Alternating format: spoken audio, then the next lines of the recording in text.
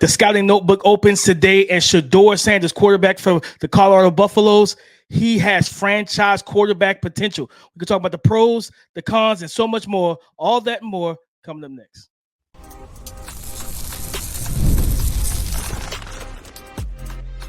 You are Locked On NFL Draft, your daily podcast covering the NFL Draft. Part of the Locked On Podcast Network, your team every day.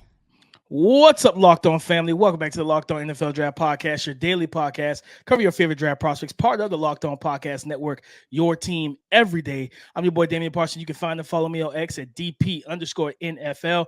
I'm a senior draft analyst, and thank you for making Locked On NFL Draft your first listen today. And everyday shot for being our everydayers. You know, I got to kick this intro to my guy, Mr. LSU himself, Keith Sanchez. You can find and follow him on X at TheTalentCode. Keep talk to him, baby. What's up, Locked On family? Let's get locked in. This is Keith Sanchez, 2019 national champ with those LSU Bengal Tigers, man. And what the other side to this dynamic duo that we like to call the Locked On NFL Draft Podcast, man. I want to start this podcast off by saying shout out to our everydayers. Thank you for tapping in with us each and every single day. It is greatly appreciated. DP, the scouting notebook has been opening. Page one. Page one says Shador Sanders has franchise quarterback potential. Then we're going to get into his teammate, man, a guy that may get drafted higher than him, Travis Hunter, right? The NFL cornerback, the NFL wide receiver, the do-it-all guy, Mr. Primetime 2.0. And then we're going to finish this segment off with a SEC defender, Arkansas edge rusher, Landon Jackson, and talk about some of the guys that he reminds me of in past drafts with DP. Before we get started with this, man, why don't you hit him with our title sponsor? Today's episode is brought to you by FanDuel. Make every moment more. Right now, new customers get $150 in bonus bets with any winning $5 bet. That's $150 with any winning $5 bet. Visit FanDuel.com/lockedon to get started. Keith, guys, Shedeur Sanders, one of the more polarizing names in the college football space. I can't wait to talk about this, DP. I can't wait to talk about this. I have questions. I'm gonna let you go ahead and get it started, and then I'm gonna follow up some questions for you. Man, you know, Shedeur Sanders coming in for Colorado, you know, started his career with his dad in the HBCU at Jackson State. Comes at 6'2", let's at 6'2", 215. Young man, from me, Keith, when I watched the tape, the things that I wrote down, from a mental standpoint, he's clutch, he's poised, he's calm. He is the leader of that team and that offense. They go as he goes. He sets that tone for him. You think to that Colorado State game when Travis Hunter got that cheap shot, right, to the ribs. He got knocked out of the game when he was playing receiver.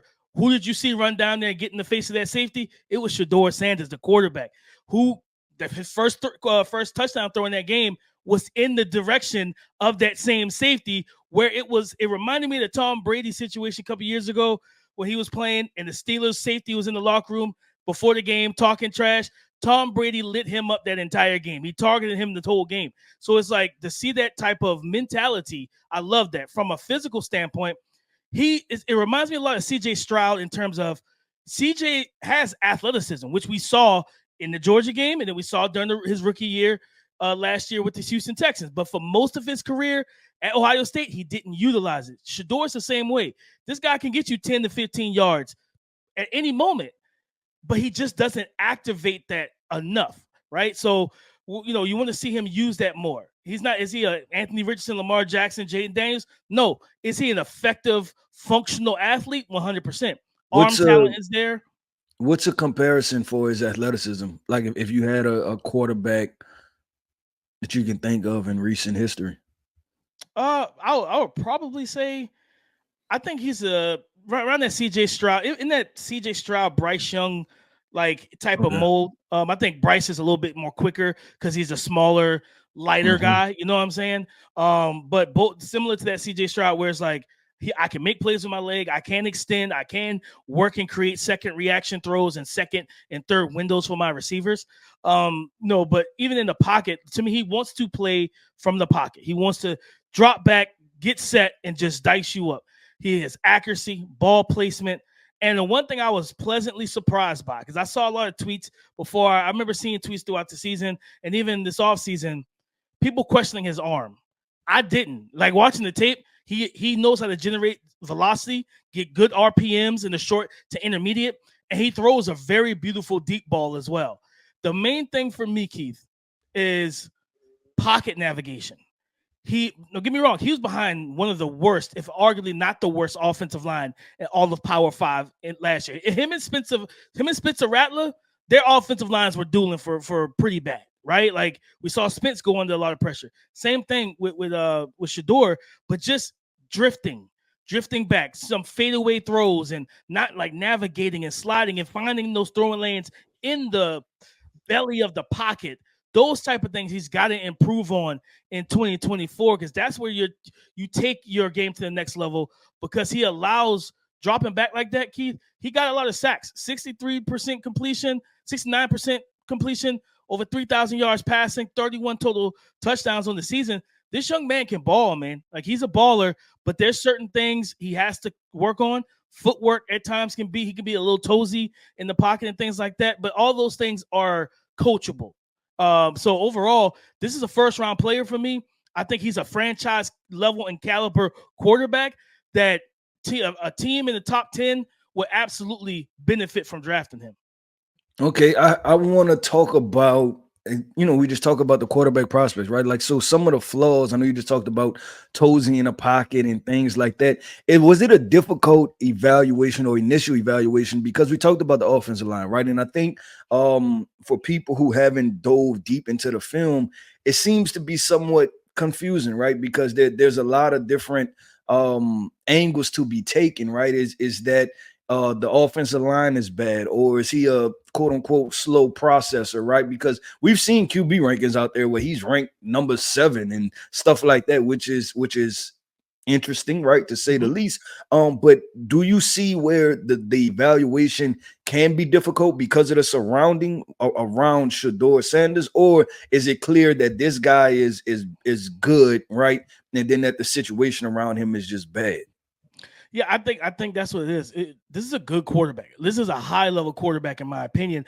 But what comes with that bad offensive line is bad tendencies and bad habits, where sometimes he expected pressure. So you saw him just being a little too antsy to get out of even a clean pocket, because he rarely got those. Yeah. So when we talking about the evaluation of him, are you worried that he takes some of those bad habits to the NFL and he has to almost unlearn, right, and get back to square one before he can take on the next levels and the next steps? Or do you think the prospect that he is now is a good enough prospect to enter the NFL and be a very productive player? Like what side of it? Because I can't understand, and I always talk about this, right? Like learning the game the wrong way. And I can just imagine, right, if you have an offensive line that isn't good, you ask to drop back 60 times a game, right? Obviously, you have to anticipate pressure. It's going to be human nature to try to anticipate something that's coming down the barrel. Yeah, I think where he is right now, Keith, I think he is a really good prospect, I'm very interested in 2024, because if I remember correctly, looking at their depth chart, I think all 5 offensive linemen are transfers.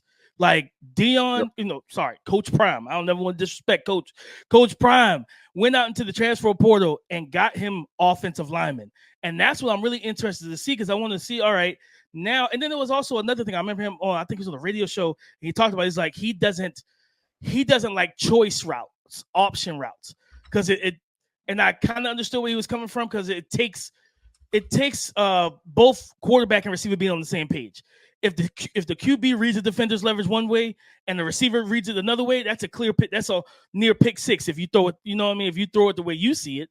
So I understand, like, kind of limiting that situation. So, like, I think it was some offensive play calling stuff and concepts, but also just the offensive line. So I'm interested to see. They got some big boys. I think a 5-star recruit. I think the top offensive tackle in this class is, I think it's Jordan Seaton. I think is his name. It's going to be the left tackle, starting left tackle, similar to last year with Bama when they started Caden Proctor, right? So a lot of hype coming in for this young man, and to be able to snag him from recruiting is going to be big. And I think if they can protect Shedeur consistently, I think we'll see that pocket growth from him, because you could tell he did not trust that offensive line, and they didn't run the ball really because they couldn't. So I'm interested. For me, his NFL projection, Keith, I'll say this.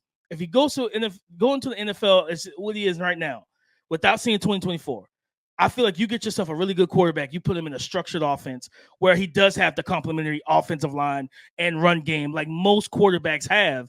You give him those type of things, he's going to be able to do some really good things for you. Like I said, accuracy, ball placement, arm talent is there. You got to fix the lower body mechanics at times.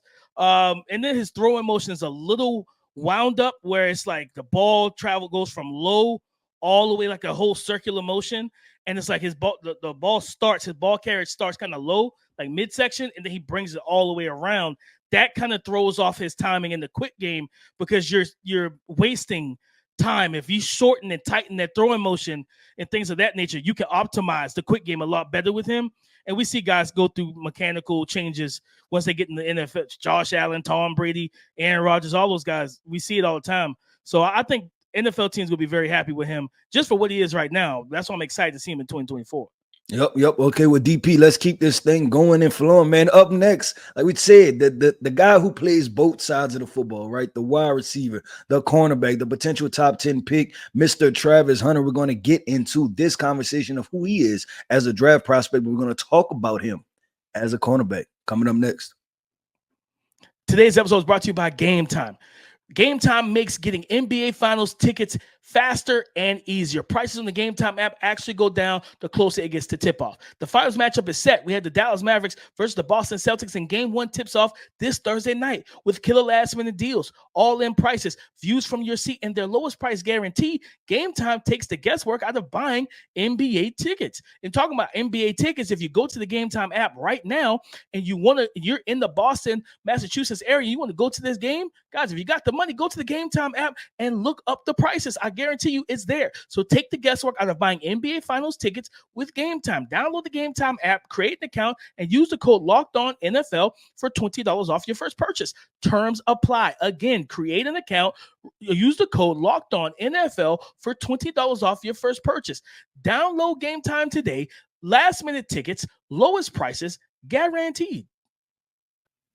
Travis Hunter, cornerback for the Colorado Buffalo. Like I said, Keith, he plays both sides of the ball, but right now we're going to talk about him from a cornerback standpoint.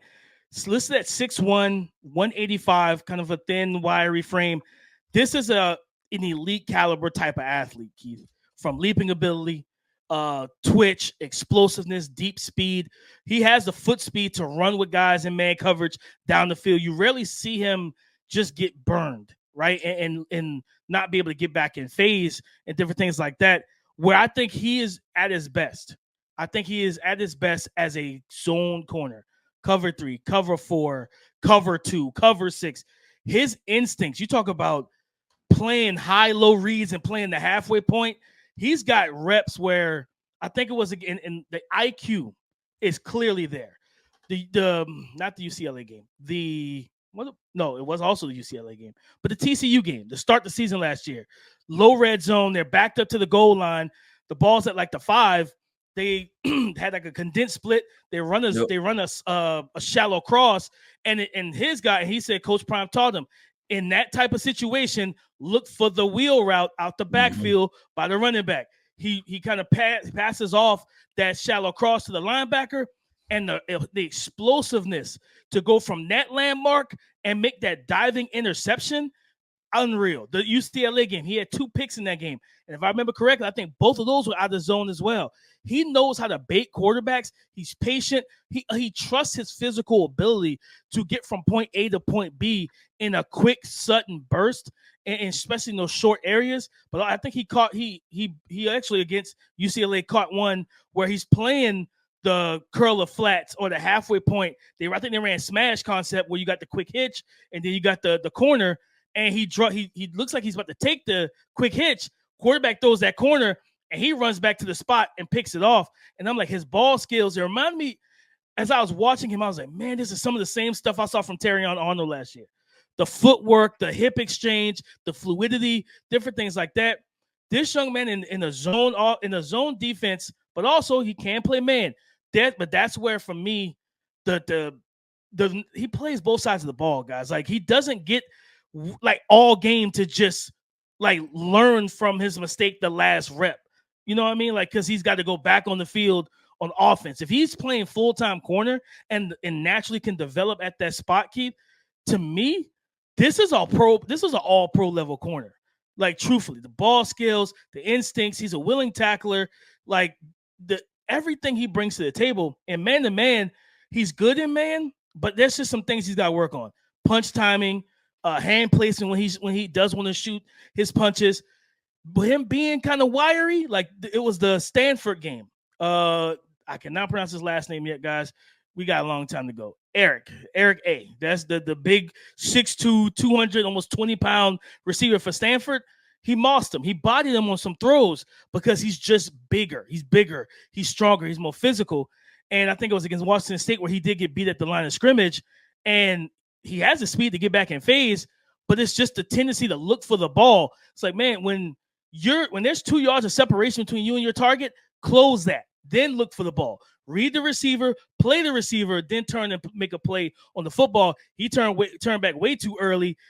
When you turn it back to try and look and run for the ball, Keith, as you know as a former coach, you're not running at full speed. You're slowing yourself down doing that. So it's just little specific things in man-to-man that he has to work on. But I think we've seen Sauce Gardner, we've seen Tariq Woolen, we've seen all these zone corners come into the league and really ball out. Now he doesn't have the same height and arm length as those guys, a physical build, but from a coverage standpoint and movement skill standpoint, he's ahead of those guys.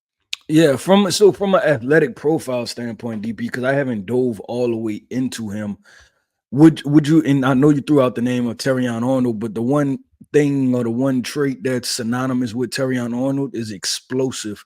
Do you get that he's one of the most explosive athletes, or is he a smooth, fluid guy? Like which one? Because we talk about like those thin frame guys, smooth guys, they fluid hips and things like that. Or would you categorize him as an explosive athlete also? Like which one would you go? Both. I'll go both because like he has the footwork, the hip fluidity to turn and run with guys and flip and swivel.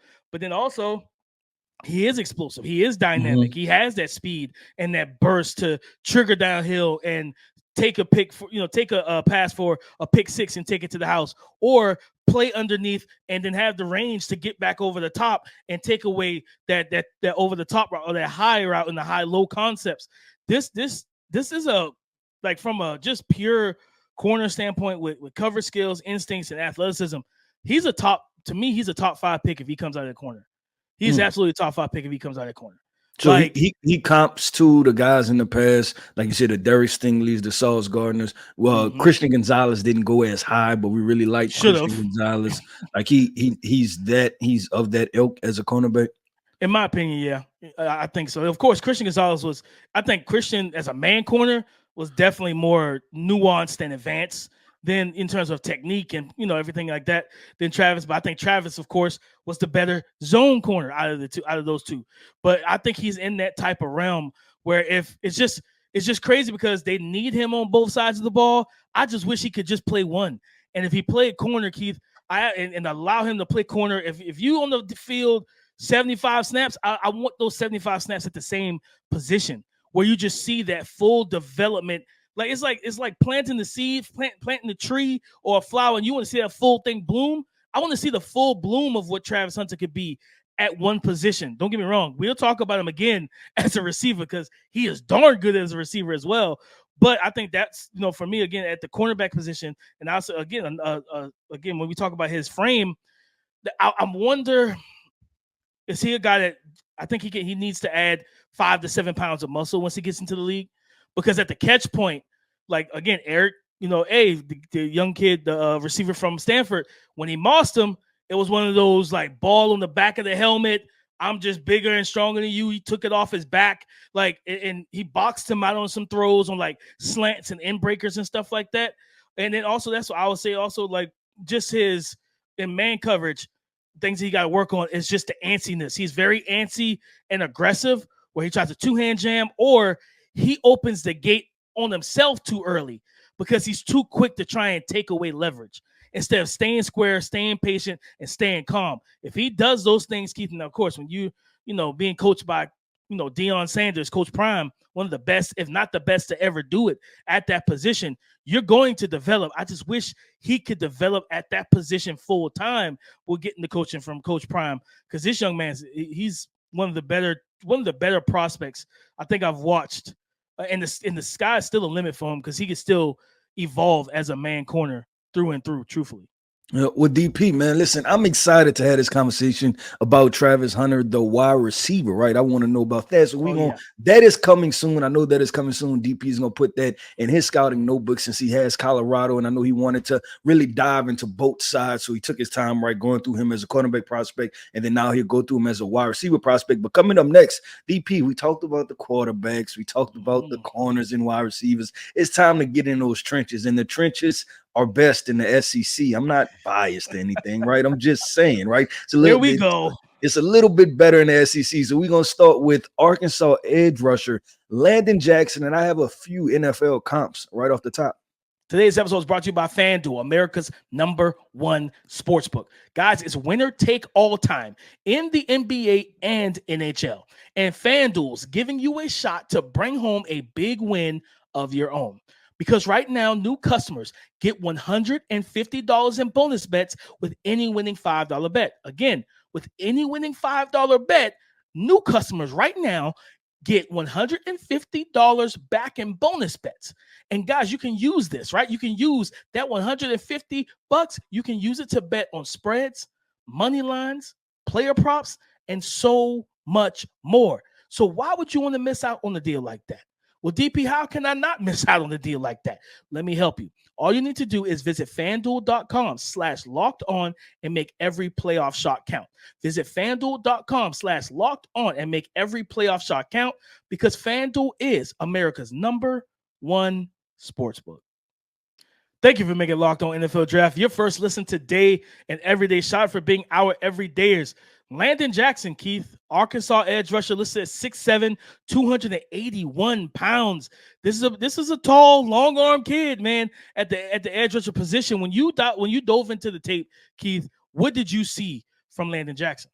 Yep. So it's like you said, man, 6'7", listed at 6'7", 281 pounds. This is a versatile alignment edge rusher, right? So he's one of those guys that they'll play a odd front from time to time, 3 down front and things like that. And so sometimes you'll get him on the outside of the tackle, right? Sometimes you'll get him on the inside of the tackle, where he's kind of playing that 4-eye-ish or 3 tech from time to time. And so a guy that has a very high motor, listen, he has the adequate arm length. I'm assuming he's probably going to have a really good wingspan also. That's going to be very attractive for NFL teams, right? And as we go through this NFL process, because it's not a lot of fat on him either, DP. I think he's a well-built guy, right? Like it's not a heavy looking 280. Almost I wouldn't be surprised if he was 270, 265, right? Because it looks well on him. So we talk about the sack production, right? You just had the graphic up, 6.5 sacks. 3.5 sacks came against Alabama, right? So I want to start putting some things in context. That Alabama game, he showed out, man. He went against Caden Proctor, right? And then he went against, why am I blanking? I can't remember the other offensive tackle from Alabama. I almost want to say Pritchett. It wasn't left tackle. Yeah, I almost want to say Pritchett. But what you seen was the hands, right? The active hands. And what I call his hands powerful. I don't know if I'll go powerful, but they're strong, in the sense of the fact of that they have an impact when they make contact. So this is a guy that works his hand maneuvers, where he consistently worked the 2-hand swipe, right? He's going to work an arm mover. He's going to work the swim move. He's going to work different hand maneuvers to set himself free. So I really thought that was impressive, especially for a 6'7", 280-pound guy. We'll call him 280 for now till we get to the combine, DP. But he worked, and he was able to show to kind of bend the edge some. And certain guys, they bend the edge, right, and it's based purely off their athleticism. And then some guys, they bend the edge, and it's kind of more of them leaning, right, and using that weight to kind of turn the corner. And that's what Landon Jackson is. He's a guy that's kind of going to lean and use his weight to kind of turn the corner and be able to get around the edge to the quarterback. But man, just a prospect why I can see everybody is excited about what he could be. But DP, I looked at it and I told you I had some NFL comps to come straight off of the Mhm. top, right? And so I wanted we're going to have to watch this process unfold. But there were some names that came to me that said, "Hey, have we seen this kind of rendition of a player before?" Right? And a couple of the names that I want to throw out there: Yator Gross Matos, AJ Epinesa, and then I'm Greg Russo and Taco Charlton. And the reason I say is because all of these guys are 6'6", right around that 6'6" ish range, right? And then all guys that were drafted what day one guys, round one guys, early day two guys, and all guys that were drafted because of the arm length and the wingspan and the overall athleticism. But the common theme I think between all of those guys is the consistent sack production, right? And the lack of, maybe you want to say, right, the questionable consistent sack production. And so when I see Landon Jackson, I think about prospects that is like, okay, you want to put this in a proper context of what you're getting. And another name we could throw out there is a Tariq Woolen, right? Because the one common theme I think is that we all felt like these guys were versatile defenders, right? Good against the run, but the question is how dynamic are you on the edges? And I think we have to start understanding that there's an elevation in the NFL of what is required to beat offensive tackles, because the offensive tackles are consistently better, right? They're more athletic, so you're gonna have to have the athletic threshold to win. And I wonder if he's a guy that's just gonna bump against that, right? He's gonna be a fringe, being able to just like cleanly win against offensive tackles. But I like the prospect and I like him as a football player. It's just make sure you're drafting him to put him in the proper spot. And that's what I've seen from last year from Landon Jackson. No, I love that breakdown, Keith. And I got my eyes on it myself, and everything you said is true too. Cause like, in the names you mentioned, like AJ Epinesa, Taco Charlton, what was the first Greg one? Russo. Greg Russo, and there was one more. I don't know why I'm blanking on I it. mentioned But, Tariq Woolen also. yeah, like those long arm guys who don't have the best bend around the edge. Oh, Yetur Gross-Matos. Yeah, That's the one. my bad. That was that Like, one. and it's like for draft fans, when they hear that mixture of names, they're like, oh, hold on, man. Like Taco Charlton didn't play well. Yetur Gross-Matos has been up and down, but AJ Epinesa and Greg Russo have played well, in the NFL. So you painted a nice picture and spectrum of, okay, he could be this or he could be that. But what I love about him is that, and truthfully, even going back to think about how I view Taco and looking at Landon, he plays with a high motor. Like he's going to give you a 100% effort every snap. Yeah, and that's the thing. Well, why I say that some of those guys that I named, like even a Taco, I put his ceiling higher than a Taco because for sure. I think that this guy has the high motor. He wants it. And we had him committed to LSU at one point when I was over there. He was committed to LSU. He actually went to LSU for a year. He came in as I was leaving, and then I think he transferred to Arkansas the year after. So he is a talented guy. And I think I love the fact that he has a motor, because for me, in my opinion, that identifies a floor. When you have a high motor that identifies a floor for me as a player, that is a draft gem right there. Because I think that's something you can take and hey, at least I'm going to get this out of the guy, right? You see the for the love of the game reps, right? Remember Sean McVay talked about that, I think with Cooper Kupp or something. You see the love of the game reps when you see a guy running sideline to sideline, chasing the play, chasing the backside 30 yards down the field. So I definitely like him in those situations. My last question, for you, Keith, and I think that the family probably want to know the same thing. Do you view him as more right now, right? If he was drafted right now, do you view him as more of a guy that's a complementary edge two type of defensive end or edge rusher, where it's like, for example, he's playing opposite of a Aiden Hutchinson, a Myles Garrett, a TJ Watt, like those guys where you got that elite caliber pass rusher on one end, and then you have Landon Jackson on the other, and now you have a robust duo coming off the edges. Yeah, I think so, man. And I'm disappointed in myself real quick, DP, because I went through we just did NFL evaluations. We did NFL scouting evaluations, and I'm trying to remember DeMarcus Walker, the edge for Chicago. I'm glad I Out was of able Florida to State, if I remember correctly. out of Florida State. And if I had to kind of throw another situation out there, because DeMarcus Walker is not a high level sack guy, right? But he's a high motor guy. He's going to get after it. He's physical at the point of attack. He's going to play the run. So I'll view this guy real quick before we have to wrap up as a 4-3 defensive end, right? Like you say, he's going to be your heavy handed guy. You go get the speed rusher or your double digit sack guy across from him. He's going to help set the tone in a physical defense.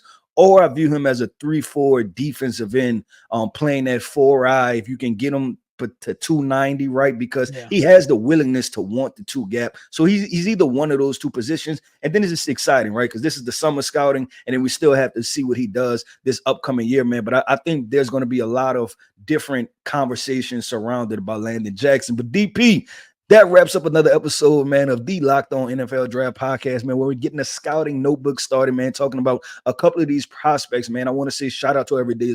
Thank you for tapping in with us each and every single day. Listen, I am Keith Sanchez. You can find me on X at The Talent Code. That right there is my guy, my co-host, Mr. Damian Parson, and you can find him on X at DP_NFL. And like we always like to say, man, y'all come talk to us because we like to talk back.